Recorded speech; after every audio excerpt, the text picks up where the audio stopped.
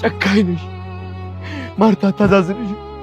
ልጆች አያሳዝኑሽም? ዘራ እንዴት እንዲህ ታደርጊያለሽ? አውሬ ነሽ ሰላም።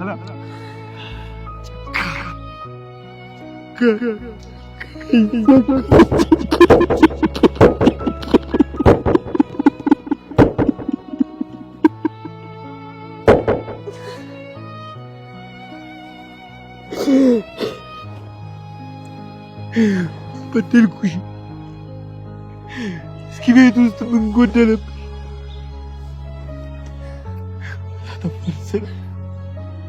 ለምንድን ነው እንደዚህ የምትቀጪኝ? ለምንድን ነው የምትቀጪኝ?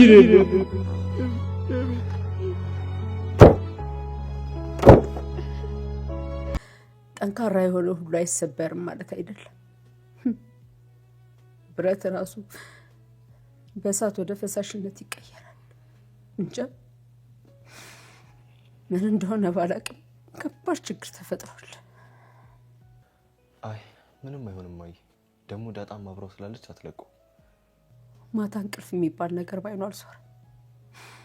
ራት አልበላም፣ ቁርስ አልበላም። ምን እንደተፈጠረ እንኳን ሊነግረኝ በፍጹም ፈቃደኛ አልሆነ። አንድ ነገር ሆኗል። እንዴ እኔን እኮ ደህና ነኝ አትጨነቁ ምናምን ብሎኝ ነበር። ወይ ደግሞ ቆይ በስራ ምክንያት ችግር ተፈጥሮ ይሆን እንዴ? ሁሉም ጋር ደውያለሁ። አባትም ጋር ሳይቀር፣ ግን ሁሉም ምንም የሚያውቁት ነገር የለም። ሰላም ሰላም፣ ወደ ቻናሌ ቤተሰቦች እንዴት ናችሁልኝ? እንኳን ወደ ቻናሌ በሰላም መጣችሁልኝ። ዳጣ ድራማ እንግዲህ የተደበቀው እውነት እየወጣ ይገኛል። ከዚህ በኋላ እንግዲህ የማርታ ስቃይ የሚቀጥል ይመስለኛል። ምክንያቱም በጣም በምታምነው በምትወደው ባሏ የኔ ባልማ በፍጹም እኮ አይሳሳትም እያለች በምትገረምበት ባሏ እንግዲህ እንደዚህ አይነት በደሎች እንደደረሱባት ስትሰማ ምን ሊሰማት ይችላል ማርታ የሚለው አሁን ላይ በጣም አጓጊ ነው። እንግዲህ የመጨረሻው ሰዓት የደረሰ ይመስላል። እስከ ዛሬ ተደብቆ የኖረው ምስጢር አሁን ላይ መውጫው ደርሷል። ያ ቤተሰብ ሊናጋ ይችላል የሚለውም ነገር አሳሳቢ ነው። ምክንያቱም ያ ቤተሰብ በጣም ደስተኛ ቤተሰብ ነው። እንግዲህ አሁን ላይ ግን ትልቅ ፈተና የሚገጥመው ይመስለኛል። ይህን ፈተና እንግዲህ ተቋቁመው ካለፉት መልካም ነው። ነገር ግን እንደዛ ቀላል አይመስለኝም። በተለይ ደግሞ በምታምኑት ሰው እንደተከዳችሁ ደረጀ አውቆ ሚሆን ሳያውቅ እንግዲህ በትዳሩ ላይ ያሰራው የማገጠው ብለን ማለት እንችላለን። ስለሰከረ የሆነ ነገር ስለሆነ እያልን የምናባብለው ነገር የለም። ዙሮ ዙሮ ስተሰርቷል እና እንግዲህ እነዚህ ነገሮች አሁን ላይ ያንን ደስ የሚል ቤተሰብን ሊያበላሽ ወይም ደግሞ ቤተሰቡን ሊነቀንቅ ይችላል ብለን እየሰጋን እንገኛለን። ምክንያቱም የዳጣ ድራማ ቤተሰቦች በጣም ደስ የሚሉ ናቸው። እኔ በተለይ ማርታ ማለት ነው የእናትነት ጥግ ስነ ስርዓቷ፣ ለሰዎች ያላት ክብር፣ ቤቷ ውስጥ ላሉ ለሰው ያላት አዘኔታ ራሱ ማለት ነውና በጣም መልካም እናት ናት። እና እንግዲህ ይሄ ነገር ሁሉ ግን እንደተደረገባት ስትሰማ በምንም ምክንያት ይሁን ከጀርባዋ ግን የሁሉ ድራማ ሲሰራባት ነበረ። ማለት ምንም አይነት በስህተት ነው ሁሉም ነገር የሆነው ሊሆን ይችላል፣ ግን እሷ ላይ ግን ግፍ ተሰርቶባታል። እንዴትስ ብላ ነው ይሄን ነገር ይቅር የምትለው የሚለው ራሱ ሌላ አጓጊ ታሪክ ነው። እንግዲህ በባለፈው ክፍል ካያችሁ ይሄን ነገር ለአቶ ደረጀ እናገራለሁ ብላ ሰላም እውነቱን ለአንተ እናገራለሁ ብላ እንግዲህ ለብቻ አንተን ብቻ ነው የምፈልገው፣ አንተ ብቻ ነህ የምትፈለገው ለዚህ ጉዳይ ስትለው፣ እሱ ግን በዚህ ሰዓት በጣም ብዙ ችግር አለብኝ፣ ብዙ ያልጨረስኩት ታሪክ አለብኝ፣ የተሸከምኩት ሸክም አለብኝ፣ ሌላ ችግር አልፈልግም። ስለዚህ እኔ አንተን ብቻ ነው የምፈልግ የሚባል ነገር አትንገረኝ፣ መስማት አልፈልግም እያላት ነበር። ደረጀ ይሆናንም ይደረግብኛንም ብሎ ያላሰበው ታሪክ ገጥሞታል። አለማበዱ ራሱ በቆሙ እሱ ሆኖ ነው እውነት ለመናገር ከሆነ። ሰላም ደግሞ የሰራችውን ስራ ይሄን ነውሯን ማለት ነው ደብቃ ይዛ እንደመቅረት ጭራሽ አማረልኝ ብላ እንግዲህ ይህን እውነት ለደረጀ ነግረዋለች። ምን አስባ እንደው አላውቅም። ምንድን ነው የሚባለው? ምክርና ቡጢ ለሰጪው ቀላል ነው ይባላል። ደረጀ እሺ ችግር የለውም የፈለገውን ይሁን። በነገራችን ላይ ደረጀ እንደዚህ እየሆነ ያለው ለራሱ ክብር ምናምን አይደለም፣ ለራሱ ክብር ምናምን አይደለም፣ ለሚስቱ ነው፣ ለምትወደው ለምታምነው ሚስቱ ሲል በቃ ከባድ ነው አይደለ? እንደዚህ አይነት መዓት ነው ለሱና ሰላም ያደረገችው ነገር እንዴት እንደሚያስጠላ ለምን እንደሆነ አላውቅም። በሰላም በጣም እየተናደድኩባት ነው። ምክንያቱም ደግሞ እንደዚህ ማድረግ አልነበረባትም ሰላም። ይሄ የእሷ ትልቅ የህይወቷ ስህተት ነው። ልጇን አግኝታለች አይደለ ዳጣን። ስለዚህ የኛውን ሚስጥር ሌላ ዘዴዎችን ዘይዳ ቢያንስ ልጁ ተወልዶ አድጎ ቤተሰቡን ያኔ ማወቅ ይችላል፣ አባቱ ማወቅ ይችላል። ለአሁኑ ግን ሌላ ብዙ ዘዴዎችን መዘየር ትችል ነበረ። በእርግጥ እሷ ብትዘይድም እዛ ቤት እስካለች ድረስ አብጌል አትለቃትም። አብጌል ዲኤንኤ ምርመራ ማድረጓ የማይቀር ነው፣ ይሄ እውነታ ነው።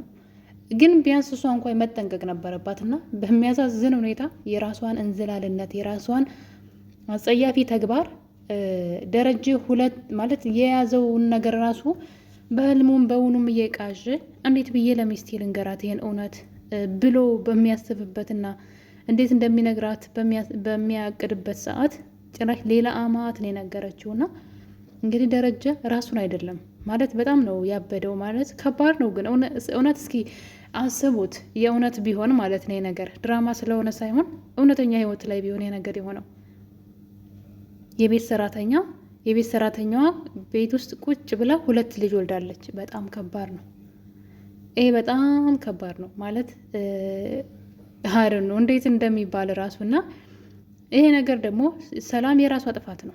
ስለዚህ ጥፋቷን ቢያንስ እስከቻለችው ጊዜ ድረስ ዋጥ አድርጋ እንደመያዝ እንግዲህ ደረጀ ነግረዋለች ይመስለኛል። ሀብት ምናምን ትፈልጋለች መሰል እንጂ የልጁ አባት አሳስቧት አይደለም። ምክንያቱም ደረጀን ነገር ሲሰማ ሰው እንደማያደርጋት እያወቀች ነው። ቢያንስ እንኳን የኛውን ታሪክ እስኪናገር እንኳን መጠበቅ አልቻለችም። እንግዲህ ለደረጀ የልጁ አባት አንተ ነህ፣ በሰዓቱ ዳጣና ጥቀኝና ጠፍታቤ ስለነበር እሷን ለመተካት ነው ስትል እንግዲህ ታዲያ ከደረጀ ነው እንደምተካው? አረ ከባድ ነው። እውነት ነው የምላችሁ እኔ የምር እስኪመስለኝ ድረስ ድራማ ሳይሆን የእውነት ህይወት ላይ የሆነ እስኪመስለኝ ድረስ በጣም ነው ያዘንኩትና ይሄ ቀን እንደሚመጣ ይታወቃል። እውነቱ መውጣቱ የማይቀር ነው እኮ የጊዜ ጉዳይ ነው እንጂ ግን በዚህ ሰዓት ይሆናል ብዬ አላሰብኩም ነበረ። እንግዲህ አይኗን በጨው አጥባ ሰላም ይሄን ነገር ለደረጀ ነግረዋለች።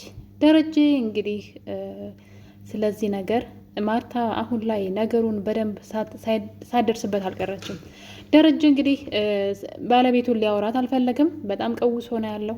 እናም ተኝቶ ባለበት ሰዓት ደረጀ እባክሽ ሰላም ተይ፣ እንደዚህ አታድርጊ፣ እባክሽ ተይ፣ እንደዚህ አታድርጊ፣ እባክሽ ልለምንሽ እያለ በህልሙ ደረጀ መቃዠት ይጀምራል። ማርታ በድንጋጤ መብራት አብርታ ስታየው ሰውየው በህልሙ ነበረ። እባክሽ ሰላም ተይ፣ እንደዚህ አታድርጊ፣ እባክሽ ተይኝ እያለ እንግዲህ ደረጀ ሲቃዥ ሁሉንም ነገር ማርታ በጆሮዋ ሰምታለች። ቀን ላይ እንግዲህ ሲያደርገው በነበረው ነገር ቤት ይወጣን ይገባል፣ ብቻውን በር ይዘጋል፣ ማንንም ሰው አያወራም፣ ብቻ እንደ እብድ አድርጎት ነበረ። በዛን ሰዓት እንግዲህ ምንድነው የተፈጠረው ብላ ባለቤቷን ወደ ላይም ተከትላ ወደ ፎቅ ብትወጣ በሩን ይዘጋል። ከዛም ወጥቶ እንግዲህ ከግቢ ወጥቶ ይሄዳል። ብቻ የሆነ እንደማበድ እየሆነ ነበር ደረጀ በሰዓቱ። ማርታ በሆነው ነገር ትደነግጣለች። ባሏ የሆነ ነገር እንደሆነ አወቀች። እንደምታዩት እሷም እያለቀሰች እንግዲህ ራሷን ግጥም አድርጋ ስራ እያለቀሰች ትገኛለች። ባሌ በሰላም በፍጹም እንደዚህ አይሆንም፣ የሆነ የተፈጠረ ነገርም አለ እያለች ትገኛለች። ጭራሽ እንግዲህ በተኛበት አንድ ነገር ሳይቀር ከሰላም ጋር የሆነ የተያያዘ ታሪክ እንዳለው ተናግሯል። ተይ እባክሽ ሰላም እንደዚህ አታድርጊ እባክሽ ተይ ሲል እንግዲህ ማርታ በጆሮዋ ሰምታለች። ይሄ በጣም ከባድ ነው። ማርታ እንግዲህ አስበው ጠርጥረው የማታውቀው ነገር አሁን ላይ አይኑን አፍጥጦ ጥርሱን አግጥጦ እየመጣ ነው። የማይቀረው እውነት እንግዲህ ሊወጣ ነው። እናም ደረጀ ሰላምን እቃሽን ኮተትሽን ይዘሽ ከዚህ ቤት ውጭ ብሎ ከቤት እያባረራት ይገኛል። አይንሽ ማየት አልፈልግም፣ ከዚህ ቤት ተመልሰሽ እንዳትመጪ፣ ከዚህ ቤት ሂጅልኝ እያላት ይገኛል። እሷም እንግዲህ መሄዱን አንተ ባትለኝ እሄዳለሁ፣ ግን ዳጣን ይዤ ነው የምሄደው እያለች ትገኛለች። ሰላም በጣም እኔ እንዴት አይነት አይን አውጣ እንደሆነች ማለት ለቤተሰቡ እንዴት እንዳላሰበች አላውቅም። ያደረገችው ነገር ካደረገችው ነገር በላይ ደግሞ አሁን መናገሯ ነው እኔ በጣም ያበሳጨኝ። ያንተ ልጅ ነው አሁን ምን እንዲላት ነው? እውነት ለመናገር ከሆነ ምን ይጠቅማታል? እና በጣም ነው ያዘንኩትኝ። እንግዲህ ቀኑ ደርሶ እውነቱ ወጥቷል። ይህን ነገር ደግሞ ማርታ ስትሰማ ምን ሊፈጠር ይችላል? ማርታ የሰማች ቀን አንድ ቀን ጠርጥረው አስበው አታውቅም በዚህ መልኩ ደረጀንና ይህን ነገር ማርታ ስትሰማ የመጀመሪያ ውሳኔዋ ምን ሊሆን ይችላል? ቤቷ ውስጥ ያለች ሰራተኛ ከባሏ 2 ልጆች እንደወለደች ስትሰማ ልጇ ስትጠራጠር የነበረው ነገር ስትፈራው የነበረው ነገር እውነቱ ነው ስታገኘው ብቻ አቢጌል የምትጠራጠረው ነገር ሁሉ እውነት ነው። ሁሉም ነገር የምትለው የምታደርገው ነገር ሁሉ መጠራጠሯና ነገር መጎርጎሯ ቢያስጠላም ግን እውነት ግን አላት። ሁሉም ነገር የእሷ እውነት ነበር የምታወራው ነገር ሁሉና ያው ሲታይ እውነቱ ሲወጣ ልጅቷ ስትጠራጠርም ስታደርግ የነበረው ነገር ሁሉ እውነቱ ነው ይገኛል። ያው እንግዲህ አቢጌል ሰዎችን ስለምትከታተል ነው የምትጠራጠረው። የሚያደርጉትን ነገር እያንዳንዱ ነገር በክፋትና በተንኮል አድርጋ ስለምታየው ነው ይሄ ነገር እንዲህ ነው። በቃ ተጠራጣሪ ስለሆነች ነው እሷ የደረሰችበትና እናትየዋ ደግሞ ባሏን በጣም ታምነዋለች ሲበዛና በፍጹም በቃ ፍጹም አድርጋ ነው ለሷ ባሏን የምታስበው። በእርግጥ ባልየው ተሳስቶ ነው ይሄን ነገር ያደረገው። የአንድ ቀን ስህተት እንግዲህ እንደዛ አይነት ነገር ውስጥ ከተተው። ነገር ግን ከተሳሳተው በላይ ደግሞ ድጋሚ ስህተት ውስጥ እንዲገባ ያደረገው ልጁን ከእናቷ ነጥቆ መጣሉ ነው። አስቡት እንግዲህ ዳጣ እኮ እንደው ፈጣሪ ረድቷት አድጋ ዛሬ ቤተሰቦቿን ፈልጋ ወደ እነሱ መጣች እንጂ ተሰቃይታ እኮ ነው ያደገችው። በስቃይ ውስጥ በመከራ ውስጥ ጎዳና ላይ እኮ ነው ያደገችው። ዘሯን አታውቅም፣ ከየት እንደመጣች አታውቅም፣ የማን ልጅ እንደሆነች ሳታውቅ 19 ዓመት ሙሉ ጎዳና ላይ ተሰቃይታ ነው የኖረችው። ለዛ ተጠያቂው ማን ነው? ደረጀ ነው አይደል? እናቷ በህይወት እያለች ከነናቷ ከቤት አስወጥቶ ማባረር እየቻለ በውጭ መርዳት እየቻለ አውጥቶ ነው የጣላት። ከስህተቱ ደግሞ ድጋሚ ስህተቱን በስህተት ነበረ የሸፈነውና አስባችሁታን? የደረጀ ነገር መጀመሪያ ተሳሳተ፣ ሰከረ። መስከሩ ራሱ ስህተት ነበረ። መስከሩ ስህተት እያለ ሆኖ ደግሞ ሰላም እንደፈራት፣ ይሄ ሁለተኛ ስህተቱ ነው። ከዛ ደግሞ ሰላም ስታረግዝ ልጇን ነጥቆ ጣለ። አሁን ጥፋትን በጥፋት እየሸፈነ ነው ሰውየው። ሰላም ምንድን ነው ያደረገችው? እሱ ልክ ልጇን ነጥቆ ሲጥልባት እሷ ከሱ ነው ያረገዘችው። አያችሁ፣ የራሱ ጥፋትን ወልዶ ነው እዚህ ጋር ያደረሰውና እሺ ስህተቱ የመጀመሪያው ስህተት ነው። እሺ ሰው ስለሆነ ከሰው ስህተት ከብረት ዝገት በሚለው ብናልፈው እንኳን እንዴት ልጅን ያክል ነገር የአብራኩን ክፋይ ያን እውነቱን ተናግሮ ቢሆን የሁሉ መከራ ይደርስበትም ነበርና ደረጀ በሌላ ጎኑ የሚያናድር ነገር አለው። ይገባዋል። ይሄ ስቃይ መጀመሪያ የሰራው ስህተት ነው። ልጁን ቢያንስ እንኳ ወጥቶ መጣል አልነበረበትም። አንዲት እናት የወለደቻት አመጣ የወለደቻት ልጇን ከአራስ ቤት ተነጥቃ አውጥቶ መጣል ምን አይነት ጭካኔ እንደሆነ አስቦት። ገና ለገና የሱ ትዳር የሱ ነውር እንዳይሰማበት እና እንግዲህ የዛን ገፈት ወይም ደግሞ ያ የዘራውን ተንኮል ነው እንግዲህ ዛሬ እያጨደ ያለው ደረጀ። ግን የሰላም ስህተቷ ምንድን ነው? ድጋሚ ከእሱ ጋር መተኛቷ ነው እንጂ ደረጀ ይገባዋል። በነገራችን ላይ ዘወር ብለን ትላንትን ካሰብን ሰላም ለስንት ዓመት ስታለቅስ በልጇ ትኖረ የሆነው እያለች ስታለቅስ የኖረች ሴት ናት። ልጅቷ ጎዳና ላይ ያለ ምንም አሳዳጊ ተሰቃይታ ያደገች ልጅ ናት። ይህ ሁሉ በማን ምክንያት ነው? ደረጀ በሰራው ስህተት ነው። ሞቶት ተርፎት ቢያንስ ልጁን እንኳ በውጭ ማሳደግ እየቻለ አውቶ የጣለ ጨካኝ ሰው ነው። ይህ ግልጽ ነው።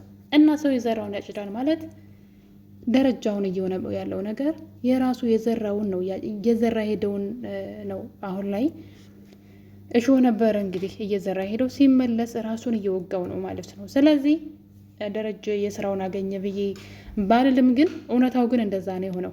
የሰላም ተግባር የሚያስጠላ ለማርታ የማይገባት ቢሆንም ይሄ ህመም ግን ለሱ ይገባዋል። ሰላምም ትናንትና እንደዚህ ነበር ታማ የነበረችው። ሰላም ከአንድ ነገር ውጭ ጥፋት የለባትም።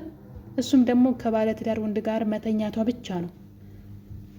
እና እንግዲህ የኔ ውድ ቤተሰቦች ዳጣ ድራማ አሁን ላይ በጣም አሳዛኝ እየሆነ መጥቷል። በተለይ እንግዲህ ያ ቤተሰብ ምን ይውጠው ይሆን? ቀጣይ ጭንቀት ውስጥ ነው። በዚህ መሀል እንግዲህ ዳጣም አባቷን አንተ ከምትሰቃይብኝ እኔ ከዚህ ቤት እሄዳለሁ እያለች ትገኛለች። ዳጣ በእርግጥ ሰላም ያረገዘችው ልጅ የደረጀ እንደሆነ የምታውቀው ታሪክ የለም። ይህን ነገር ካወቀችው ማጭራሽ ነገሮች ተበላሹ። እሷ ግን የተጨነቀ ያለው አሁን ላይ ስለ እሷ መናገር የፈራ ስለመሰላት ከዚህ ቤት ሄዳለሁ እያለች ትገኛለች። እንግዲህ በቀጣይ ክፍል ማርታ እውነቱን ትደርስበት ይሆን ወይስ ነገሩን ደረጃ ያስተባብል ይሆን? አብረን የምናይ ይሆናል። እስከዛው ድረስ የዛሬን አበቃን። ቸር ቆዩልኝ።